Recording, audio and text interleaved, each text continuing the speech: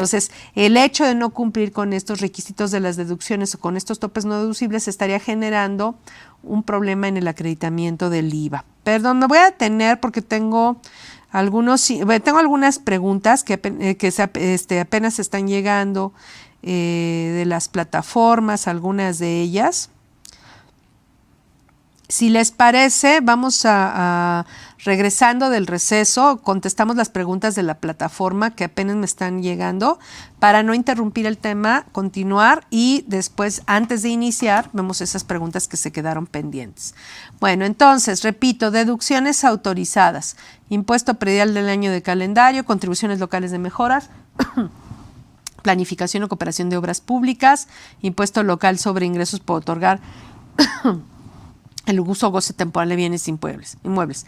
Gastos de mantenimiento que no impliquen adiciones o mejoras al bien, consumo de agua, que los pague el dueño del inmueble. Intereses reales pagados por préstamos utilizados para la compra, construcción o mejoras de bienes inmuebles. Intereses reales, estamos hablando de que hay que restar ajuste anual por inflación. Y si me permiten aplicar intereses de años anteriores a los cuales el inmueble empezó a producir rentas. Salarios, la cuarta deducción, salarios, comisiones, honorarios pagados, así como los impuestos, cuotas o contribuciones que conforme a la ley les corresponda cubrir sobre dichos salarios efectivamente pagados. Aquí, si yo sé que a lo mejor mi problema no es el ISR, porque yo tengo la posibilidad de aplicar la deducción ciega como deducible en lugar de los comprobantes, pero sé que tengo derecho a acreditar el IVA y el IVA solo se va a acreditar si el gasto es deducible. Entonces, en este caso, si me están dando un tope deducible de hasta el 10% de los ingresos anuales, ¿qué sacrificaría yo para poder respetar este tope deducible? Pues yo debería sacrificar primero que nada los salarios. ¿Por qué? Porque las comisiones y los honorarios pagados sí generan IVA acreditable. Entonces, en un momento determinado, a mí lo que me interesa es rescatar mi acreditamiento del IVA. Por lo tanto, en este caso, si es la suma de estos tres conceptos, lo deducible no debe exceder del 10% de los ingresos, lo que tengo que sacrificar son los salarios. Ahora, el hecho de sacrificar los salarios implica sacrificar las cuotas, las aportaciones de seguridad social o el impuesto sobre nóminas, no, porque el tope no deducible se va únicamente sobre el salario, comisión y honorario pagado. Esto recuerden que el tope no deducible viene en el 148 fracción sexta de la ley del impuesto sobre la renta. El 148, tal cual me voy al 148. Y dice, para los efectos de este capítulo no serán deducibles, fracción sexta, los salarios, comisiones y honorarios pagados por quien concede el uso o goce temporal de bienes inmuebles en un año de calendario en el monto en que excedan en su conjunto del 10% de los ingresos anuales obtenidos por conceder el uso o goce temporal de bienes inmuebles. Entonces, vean cómo lo que está topado, digamos, es únicamente esos conceptos. Por eso les diría yo, sacrifiquen lo que no tiene IVA, que serían pues los salarios. La siguiente deducción, importe de primas de seguros únicamente sobre los bienes cuyo uso o goce se está otorgando. Y la última deducción, inversiones en construcciones, incluyendo adiciones o mejoras. Entonces, esas serían las 6 partidas deducibles que me permite la ley. Ojo, no puedo deducir, vean cómo es de estricta la ley. Me voy directamente al artículo 115 de la ley, al artículo 115 de la ley.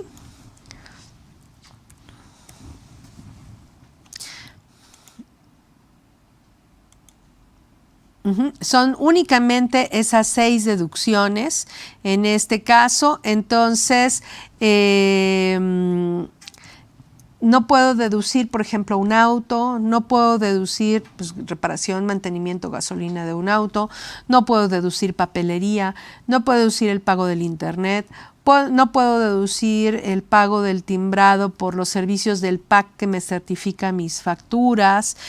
No obstante que todos esos conceptos que acabo de citar son estrictamente indispensables para la obtención del ingreso, lo cierto es que no está en la lista de las deducciones autorizadas. De hecho, aquí siempre recordaremos que el 115, por eso se llaman deducciones autorizadas, porque son las únicas que me permite aplicar el legislador, porque el artículo 115 dice las personas que obtengan ingresos por los conceptos a que se refiere este capítulo podrán efectuar las siguientes deducciones. Nada más son esas, no hay más. Ustedes podrían decir, pero es que tal o cual es estrictamente indispensable y el 147 dice que pues tienen que ser estrictamente indispensables y como es estrictamente indispensable y es deducible, no. Aquí recordaremos que de hecho el 147, me regreso al 147, dice las deducciones autorizadas, ay perdón, no me cambio me voy otra vez. Dice, las deducciones autorizadas en este título para las personas físicas que obtengan ingresos de los capítulos 3, 4 y 5 deberán reunir los siguientes requisitos. O sea, los requisitos que vienen en el 147 se aplican a las deducciones que permite realizar el legislador. Si yo considero que algo es estrictamente indispensable, no por ese hecho se convierta en una deducción autorizada.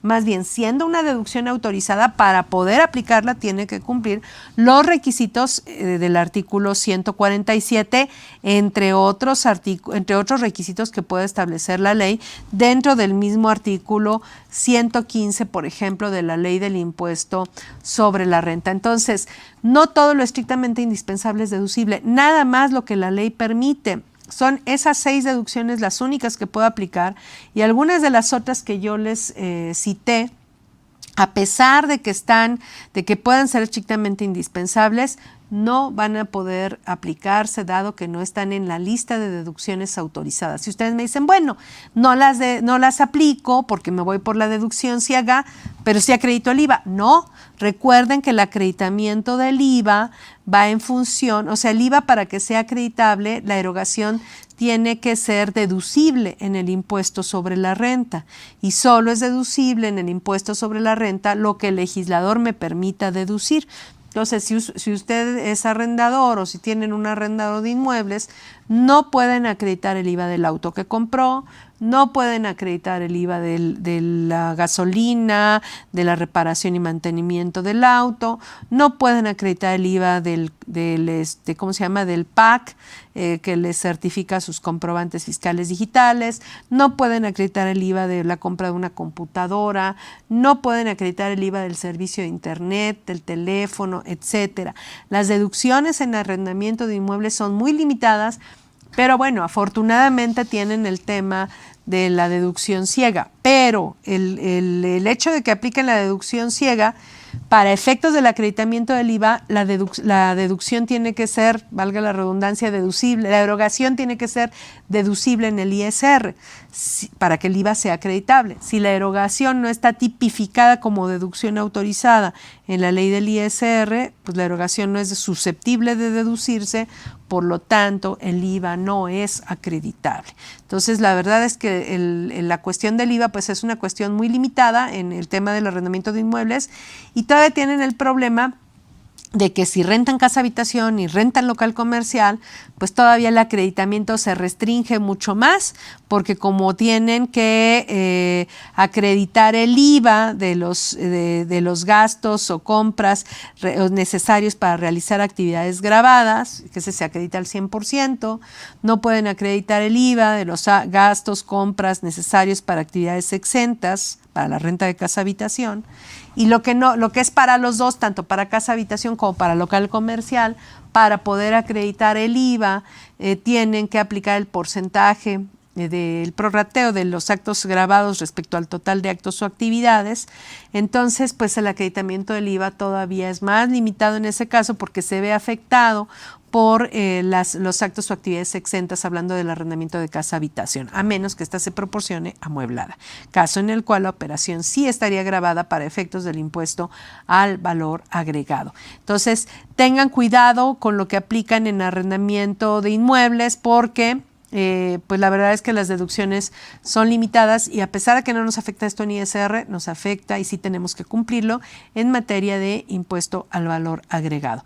Y es precisamente el siguiente párrafo el que establece que pues las deducciones, los contribuyentes podrán optar por deducir el 35% de los ingresos en sustitución de las deducciones autorizadas, y sabemos que además de este 35% que se conoce como deducción ciega, podemos aplicar como deducible los pagos por concepto de impuesto predial correspondientes al año de calendario o al periodo durante el cual se obtuvieron los ingresos en el ejercicio según corresponda. Vean cómo nuevamente se repite que para que el impuesto predial sea deducible tiene que corresponder al ejercicio en el cual se deduce. Si corresponde a años anteriores, el impuesto predial por ley no sería deducible. En el caso del subarrendamiento, les establece que solo podrán deducir las rentas efectivamente pagadas al arrendador. No hay otras deducciones posibles más que esa. En subarrendamiento es la única deducción que existe, la renta pagada al arrendador. No pueden aplicar ni una más, y entonces obviamente ahí el acreditamiento del IVA se restringe a eso, no hay más, no pueden aplicar nada más en ese sentido. Nos quedamos en que antes de iniciar este bloque íbamos a responder las preguntas que se habían quedado pendientes, y entonces tenemos las siguientes preguntas.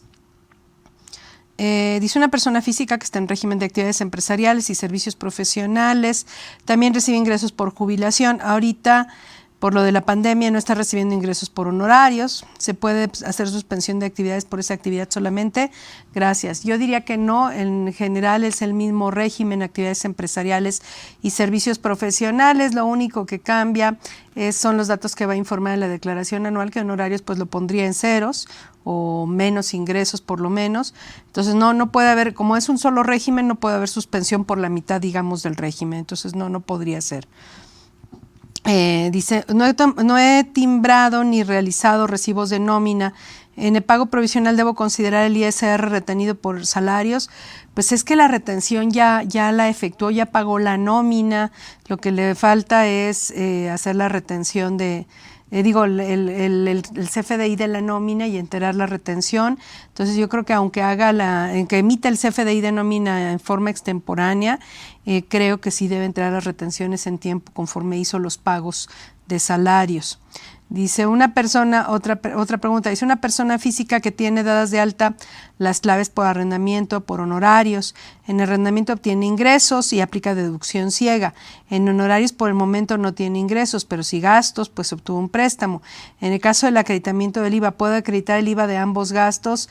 Pues sí, obviamente lo ideal es que obtenga ingresos, porque si no, ¿cómo va a justificar que son estrictamente indispensables para la obtención de un ingreso si no está obteniendo ingresos? Lo ideal es que a la brevedad obtenga ingresos para que esos gastos ya en la declaración anual se compruebe que sí cumplieron los requisitos, porque sí hubo ingresos y esos gastos fueron necesarios para obtener esos ingresos.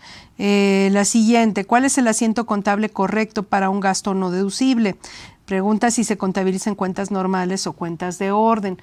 Bueno, aquí una de las cuestiones que tiene el catálogo de códigos agrupadores del SAT, me voy a remitir nada más a la cuenta de gastos generales por ser representativa y que se puede utilizar como ejemplo para el tema de los códigos agrupadores de las subcuentas de gastos. Nosotros en gastos generales, que es el código agrupador 601, tenemos como código aplicable para una de esas subcuentas el 601.83, que es gastos no deducibles, dice entre paréntesis, sin requisitos fiscales. Aquí, pues en términos de ley, o son no deducibles o son gastos sin requisitos fiscales, no pueden ser los dos.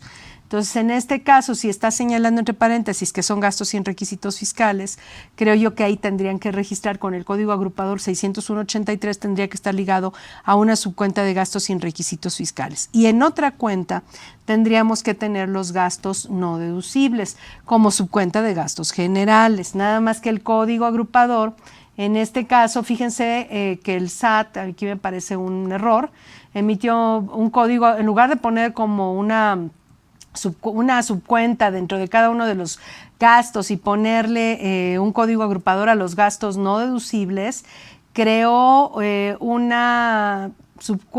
código agrupador el que es el código agrupador 612, que se llama gastos no deducibles para CUFIN, que tiene una subcuenta que sería 612.01. Ese código agrupador 612.01 lo tendría que poner en cada una de las cuentas de gastos no deducibles, independientemente de que de que la cuenta de gastos no deducibles sea subcuenta de gastos generales, de gastos de venta, de gastos de administración, de gastos de fabricación.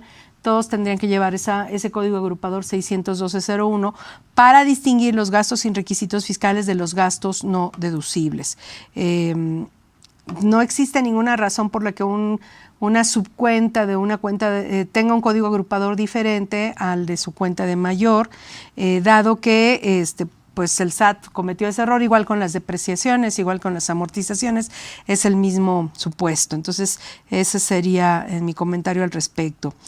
Pregunta, ¿las personas físicas por honorarios pueden deducir como gastos los pagos en efectivo por 2,000 pesos más IVA?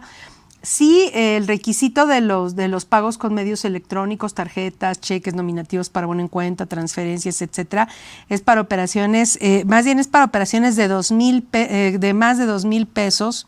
Me voy al 27 fracción tercera.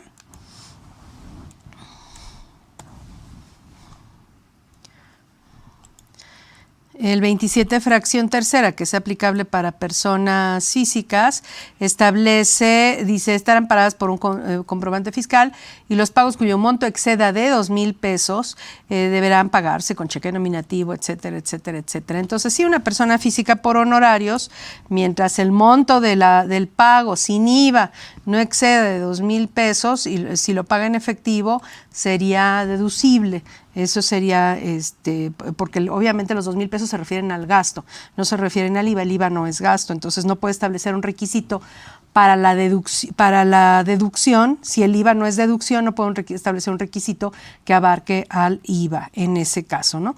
Pero bueno, entonces son todas las preguntas que tengo, no tengo ninguna pregunta más. Entonces, bueno, vamos a continuar con el capítulo de arrendamiento. Vámonos, vamos a continuar, permítame un segundo. Tengo otro. Dice, buenos días, contadora Susana, soy Orizou de Tuxtla Gutiérrez, nuevamente bienvenido Orizou. Dice, ¿me puede explicar por favor la diferencia entre un gasto no deducible y uno sin requisitos fiscales? Gracias. Bueno, esta explicación digamos que estaría en el reglamento de la ley del impuesto sobre la renta, cuando se refiere el reglamento a los gastos no deducibles en términos del artículo 78. Déjenme ver aquí. Permítanme un segundo. 77, perdón.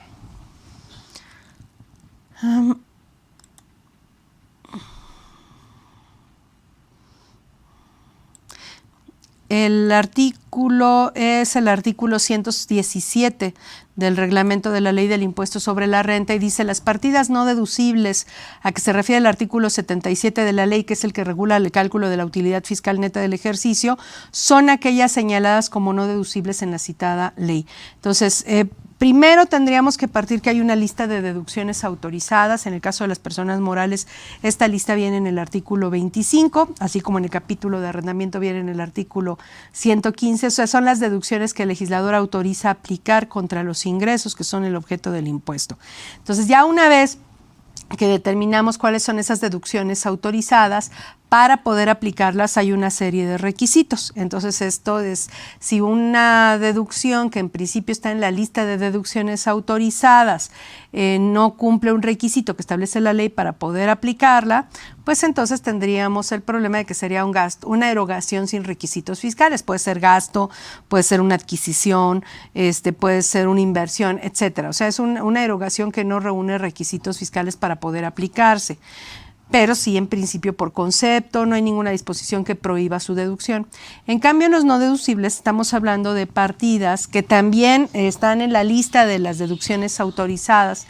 Por ejemplo, en este caso, en el artículo 25, o sea, son gastos, son parte del costo de lo vendido, son inversiones, son intereses, etcétera. Son partidas que están en la lista de las deducciones que autoriza el legislador a aplicar, pero que dentro de esta lista general de partidas que permite aplicar el legislador, hace otra lista que está bien en el artículo 28 de la Ley del Impuesto sobre la Renta, donde dice, de todas estas que vienen en el artículo 25, estas que te cito y desgloso expresamente de manera inicial en el artículo 28, estas, aunque estén pagadas con cheque nominativo para bono en cuenta, aunque hayas retenido y enterado el impuesto, no sé, etcétera, aunque hayas cumplido todos los requisitos de las deducciones, no van a ser deducibles porque lo digo yo. Entonces, los no deducibles son aquellas partidas que están en la lista de deducciones permitidas por la ley, que a final de cuentas el legislador decidió que siempre no se iban a poder aplicar sin importar que cumplan o no requisitos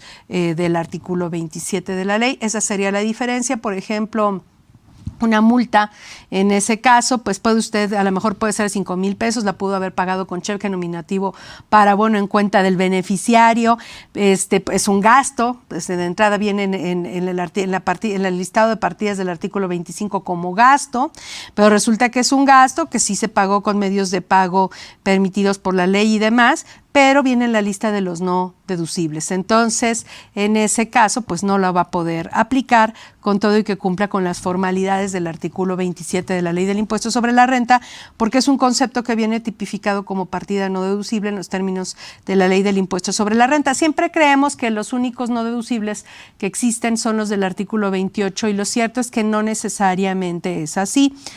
Por ejemplo, en el caso de las inversiones en casas de recreo, en el artículo 36, se establece que en ningún caso serán deducibles las inversiones en casas de recreo. Entonces, ese es otro no deducible que viene fuera del artículo 28. Vienen otros también en el artículo 5, en el caso de los ingresos los ingresos del extranjero que están sujetos al pago del impuesto sobre la renta en México y por los cuales ya se pagó el ISR en el extranjero y que tenemos derecho al acreditamiento, también ahí hay ciertas disposiciones relacionadas con partidas no deducibles. Entonces, los no deducibles son aquellos que, como dice el 117, son aquellos que la ley señala como no deducibles en el texto de ley. Tienen que estar expresamente señalados como no deducibles, pero no podemos hablar de uno deducible si de entrada la partida no está en la lista de deducciones permitidas por el legislador. Por ejemplo, en las partidas establecidas por el legislador se establece en el artículo 25 los gastos. Y en el 28, fracción primera de los no deducibles, se mencionan las cantidades entregadas por concepto de subsidio para el empleo. Obviamente no se refiere el 28 en los no deducibles a todo el subsidio para el empleo entregado a los trabajadores, porque para que ese subsidio para el empleo sea no deducible, primero tiene que estar en la lista de las partidas señaladas como deducciones autorizadas del artículo 25. Y la única forma en que ese subsidio para el empleo puede estar en esa lista es que ese subsidio para el empleo sea un gasto. Entonces, para que el subsidio para el empleo sea un gasto, ¿qué se requiere? Que yo no tenga derecho al acreditamiento. ¿Por qué no tendría derecho al acreditamiento? Porque no cumplí los requisitos para poder acreditarlo, porque no pagué las cuotas al Seguro Social, porque no expedí correctamente el CFDI de la nómina o ni siquiera lo expedí, etcétera. Entonces, en ese caso, si pierdo el derecho al acreditamiento en función a los requisitos que establece el decreto del subsidio para el empleo, entonces el subsidio para el empleo deja de ser un activo, deja de representar un derecho al acreditamiento y se convierte en un gasto. Y entonces se convertirá en un gasto no deducible en términos del 28, fracción primera de la Ley del Impuesto sobre la Renta. Entonces espero que haya quedado clara la explicación. De alguna forma donde yo he encontrado todo esto más claro es en el diccionario de términos fiscales, el diccionario jurídico mexicano del Instituto de Investigaciones Jurídicas de la UNAM, que tiene ese diccionario jurídico existe, que es muy caro, pero aparte hay otro que es más barato, que es únicamente para efectos fiscales. Es un diccionario jurídico, pero nada más de términos fiscales, que también edita la UNAM, el Instituto de Investigaciones Jurídicas de la UNAM. Entonces me parece que esos son los más, de ahí desprendo todo esto, ¿no? Dice, en materia de IVA, si el 90% del IVA causado provienen de arrendamiento, pero el 90% del IVA acreditable proviene de otra actividad, dice tortillería 0%. En estos casos no hay limitación en la combinación de ambas actividades para efectos de IVA, ¿cierto? El IVA es un solo impuesto, o sea, a diferencia del impuesto sobre la renta, donde se separa los ingresos en función a los capítulos que establece la ley del impuesto sobre la renta. El IVA es un solo impuesto donde se declara el IVA de todos los actos o actividades realizados por el contribuyente, que obviamente no necesariamente son ingresos y no necesariamente van ligados a la forma en que se declaran los pagos provisionales en el impuesto sobre la renta. El IVA es otro impuesto. Entonces, efectivamente, si usted tiene actividades grabadas de arrendamiento al 16%, que es donde, o sea, tiene ingresos, por lo que entiendo, de una tortillería, que son ingresos grabados por IVA pero a tasa 0, pero tiene ingresos también por arrendamiento de inmuebles grabados a tasa 16. Entonces, en ese caso, pues sí, el IVA trasladado va a provenir básicamente de la actividad del arrendamiento de inmuebles. Y el IVA acreditable, lo único que exige el legislador en el artículo 5º es que la deducción, para que el IVA acreditable sea acreditable, valga la redundancia, la erogación tiene que ser deducible para fines del impuesto sobre la renta. Entonces, si los gastos de la tortillería, hay más en tasa 0, si los gastos de la tortillería están en la renta, el teléfono, la energía eléctrica, la maquinaria, etcétera, tienen IVA acreditable, que es donde más IVA acreditable va a tener, porque prácticamente en arrendamiento ya vimos que no hay deducciones autorizadas, porque las deducciones autorizadas solo son 6, y pues de esas solo producen IVA. Pues cuáles serán las inversiones cuando construya, los seguros del inmueble, honorarios, comisiones. Pues creo que ya no hay más, o sea, son muy pocos los gastos que producen IVA acreditable en el arrendamiento, pero sí son deducibles, aunque usted haya aplicado la deducción ciega en arrendamiento de inmuebles, mientras los gastos cumplan, estén en la lista de las deducciones autorizadas del artículo 115 de la ley del impuesto sobre la renta y cumplan los requisitos de deducibilidad que marca la ley del impuesto sobre la renta para las partidas que el legislador permite aplicar en el capítulo 3º de arrendamiento de inmuebles, entonces no hay problema. El IVA, sí, efectivamente, el acreditamiento más bien va a provenir de la tortillería, en su mayoría.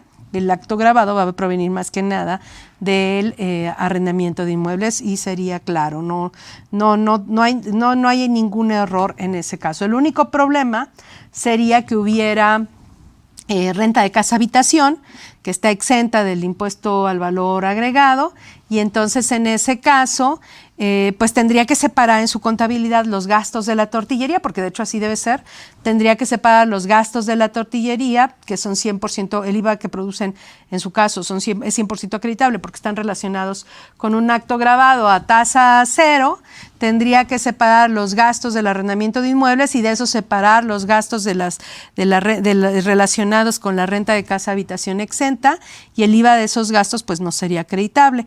Y todo lo que no puede identificar, hablando de los gastos del arrendamiento de inmuebles, que no puede identificar si son para la renta de casa habitación o si son para la renta de los que sí producen IVA, de los locales comerciales, vamos a decir, todo eso pues va a tener que aplicarle al IVA y no identificado, le va a tener que aplicar un factor de prorrateo, un factor de acreditamiento, pero nada más sería para la parte del arrendamiento, ¿no? Entonces, creo yo que con eso daríamos respuesta a esta pregunta. No sé si existe alguna otra pregunta, no tengo más, son todas las preguntas que me han llegado hasta este momento.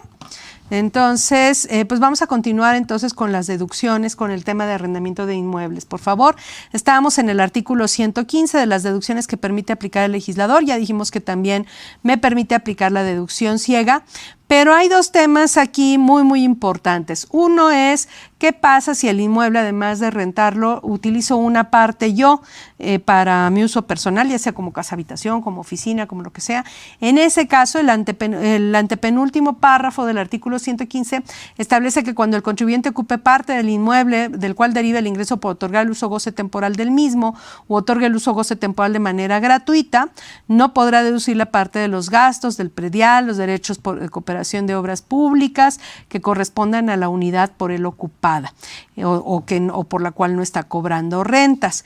Y entonces, para determinar qué parte es deducible, pues tiene que dividir el número de metros cuadrados que no ocupa él entre el total de metros para determinar el porcentaje de lo que sí es deducible. Y obviamente eso afecta el acreditamiento del IVA. Y el otro tema que es muy, muy importante, que a veces se nos olvida, es el último párrafo del artículo 115, que establece que cuando el uso o goce temporal del inmueble de que se trate no se hubiese otorgado por todo el ejercicio, las deducciones a que se refieren las fracciones 1 a 5 de este artículo se aplicarán únicamente cuando correspondan al periodo por el cual se otorgó el uso o goce temporal del bien inmueble o a los 3 meses inmediatos anteriores al en que se otorgue dicho uso o goce.